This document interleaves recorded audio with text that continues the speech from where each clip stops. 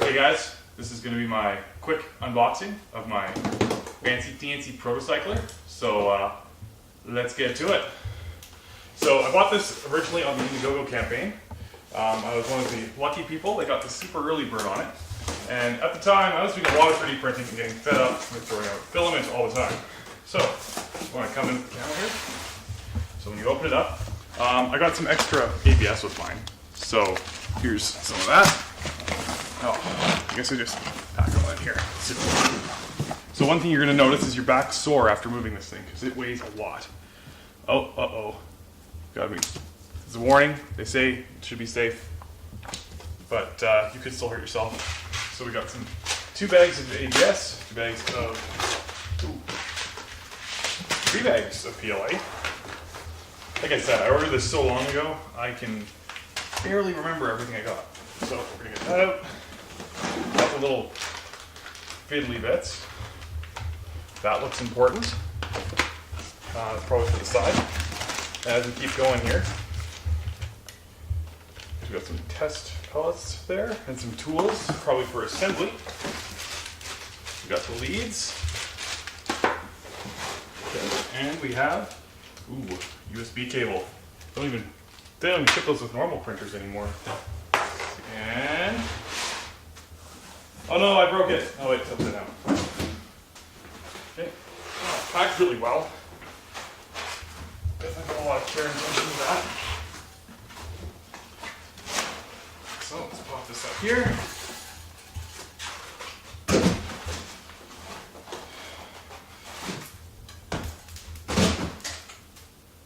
I'm hearing little pieces of something flying around. And there we have it. The Protocycler in all its glory. Ooh, which one did I get?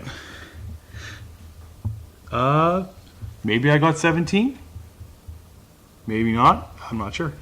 So, I got everything out of the packaging here, and we're just going to go through some quick assembly. So, it comes with tweezers, a wrench, some actually pretty nice tip-snips, a small Allen key, snap ring, washer, a small batch of little pellets there. This is part of, and then a bunch of other parts here, USB cable like I said before, and we have documentation. I do like the documentation here. It's pretty great. So apparently don't do PVC. That might be bad. Good to know. So included are the first time use. Fortunately, I don't trust my camera's autofocus, so you have to bear with me on this. So I'm going to start doing these instructions here. So I've been using the Protocycler for a little bit, and I just want to go over a couple parts of it. Okay, so the first part we're going to go over is the grinder mechanism. So I have a bunch of scrap plastic here. So a couple of things. First thing I noticed, don't stick particularly large parts in. I got a little bit, it chewed it a little bit here. You can see right in this area here, but it's not really designed for that. You need to kind of break it down further. First thing is, I've already broken mine. And I will say, this is, I don't know, I think this is my own dumb fault. I managed to snap that in half by applying too much force on this large object here. In hindsight, this is really just to prevent it when there's stuff just kind of floating on top. So if you were to have, like, even something smaller here, if just something was like sitting like here and was just rolling, maybe you could use that to apply a little bit of pressure, but don't go full bore, otherwise you will snap it. It is made out of acrylic. It would be nice if that was a bit stronger, but obviously you kind of need to see what you're doing when you're pushing down, so yeah. So to use this, first thing we do is just make sure this is all empty. Yeah. So I started doing a little bit of green plastic, but it's all PLA. I'm just going to mix in some clear stuff I have here. So I'm just going to dump in a bunch of crap. You can see here, some of it's big, some of it's this stringy stuff. I've been finding that shoving spools will just result in, you can see, it doesn't really break this stuff down. I'm going to have to come up with another method for that. Unfortunately, anything really long and skinny, like it's probably like this piece here, they can slide through the cracks, so it doesn't really crush that. I have an old blender. I'm probably just going to use that to take care of that stuff. We'll see how that goes. There's 2 interlocks. There's one about halfway down on here, so when this goes down, you can hear it click. And then there's one on the actual bucket right there on the edge there. So when you push this in, you'll hear it click. and it locks in, and here as well. So one thing is, very important, make sure this is empty before you pull this out, otherwise you'll have pieces of plastic come down and you won't be able to get that door shut, and it's really frustrating. So, since I've already broken mine, I'm just going to put a little bit of force on, and I'm going to start cranking here. So one thing I found is that it does take a while to crank. You are going to get ripped with this thing. I think that's just part of the UL listing and everything for keeping it safe. Apparently the grease isn't all in mine just yet. Another thing I found that's a little bit annoying, this bolt was not fully torqued on when I got it. I'm not sure why, so sometimes this handle's kind of falling off on me. Probably have the right torque bit in my car just to tighten it up, but I'm lazy. It's cold outside, I don't want to go outside. So, yeah, we're just going to keep going, and we'll see how long it takes. And I'll show you what the result is of this plastic. Okay, so I spent a bit of time, turning the crank, and let's see what I got here. As you can see, it does a pretty good job, pulverizing stuff. So this works really well with larger stuff, but the big thing is, remember, it's those teeth grabbing little bites every time. So it does take a while, but see, let's do a quick sift here.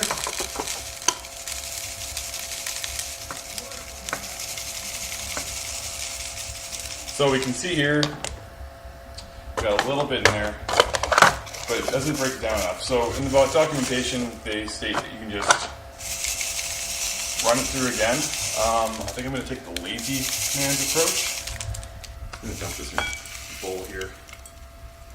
Yeah, I think I'm going to do the lazy command thing. So yeah, just sort of reference here, there's this is made out of acrylic, and there's like two different grades that are slightly offset from each other, just so that only the small stuff is small enough to actually go through the auger there, go through. So I'll add that to my growing collection. And I think now I'm going to do something a little less ethical here. So the student among you might think, hey, why don't you use something else to power that? Well, it actually explicitly says in the manual you shouldn't do that. But luckily we are in the kitchen, so I have some other plans. And contact.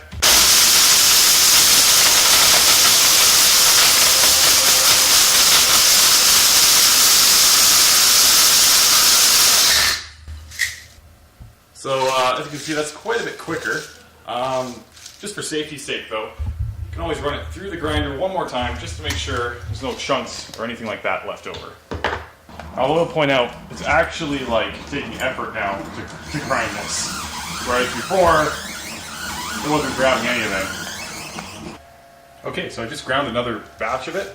You can see it's pretty powdery already, so don't want to run it too long because I don't want the stuff to start melting in there from the heat of the actual thing. Apparently, you might have to break down your coils a little bit more than I did. So I'm just going to dump this into here. Give her a sift. I find if you just lift it up a little bit.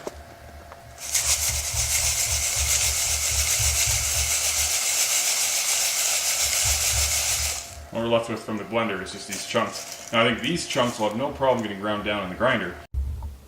Okay, so after coming up with my grinding, and I guess, approximately, I'm going to say the box is about 20 grams, so about 190 grams. I was planning on grabbing a bag of the PLA provided. I was just going to pull out enough of the bag to match this 50-50 as per the manual. And then I was going to throw it in the machine. However, I read the manual, and apparently, I'll just grab it here. Let's see here. All plastics must be dried. The models that these come from are actually quite freaking old, so this plastic, of course, will have to get dried. As such, instead, I just dumped a whole bunch into the hopper, and I'm just going to get this thing running. And we'll take a look at that stuff. I'm going to have to figure out some method of doing this. I might just get a bucket and shove a light bulb in it. Let it sit in there for a day or two, and that should work. Or, I don't know, use my little toaster oven, come up with something. Okay, so we're ready to go. I've just turned the unit on. Haven't actually done anything with it yet. We're going to first take our new spool and we're going to stick it on. Okay, so that's in. Put this on here. It would be nice if they had some, I mean, maybe my wish list will include maybe some other way of holding the spool on. I mean, it makes sense because they have to make sure the rotation's very well controlled with the stepper motor, but it'd be nice if there's some easier quick connect instead of thumb screws. Okay, we're going to look at the settings now. So we're just on the main menu here, so we're going to go down to settings. We're going to go spool size. Oh. And of course, I took a quick measurement of the spool that I'm using, and that's what it came out to. So go back. And extrusion length, I believe that's for either time or length, or how much it's going to try and put on a spool. Honestly, I'll just keep an eye on it. It should be fine. So we're going to go to automatic mode. And we are currently on PLA 175, which will work great in my printer. So we're going to hit go. And now the unit's coming to life. You can see here we're getting pretty close.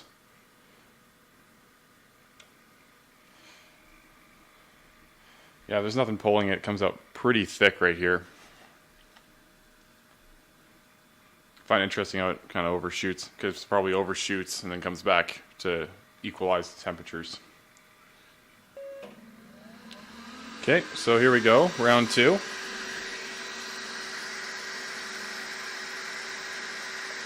So we're just going to pull that through, clamp it down. Filament is ready. So, give her a quick little snip.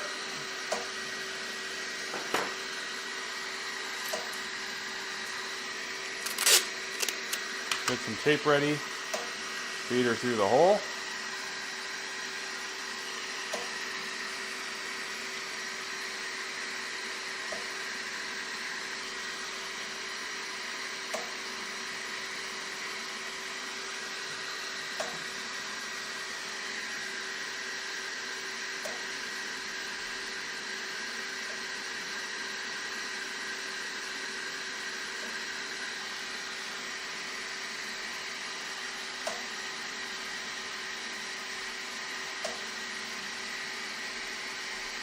Okay, and we're taped on. And that should be good now.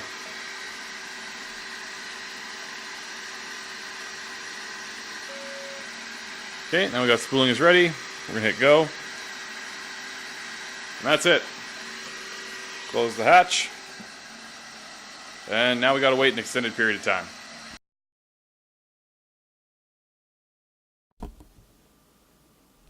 Okay, so unit is finished, and I just shut it off, so we're just gonna, we should be good to go. So what I'm gonna do, I'm just gonna take my cutters, snip right here, pull this up, and conveniently, my 3D printer is right here.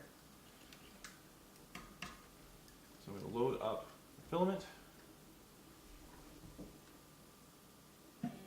From my first impressions, the Protocycler is quite the machine. While not perfect, I'm still pretty happy with my purchase.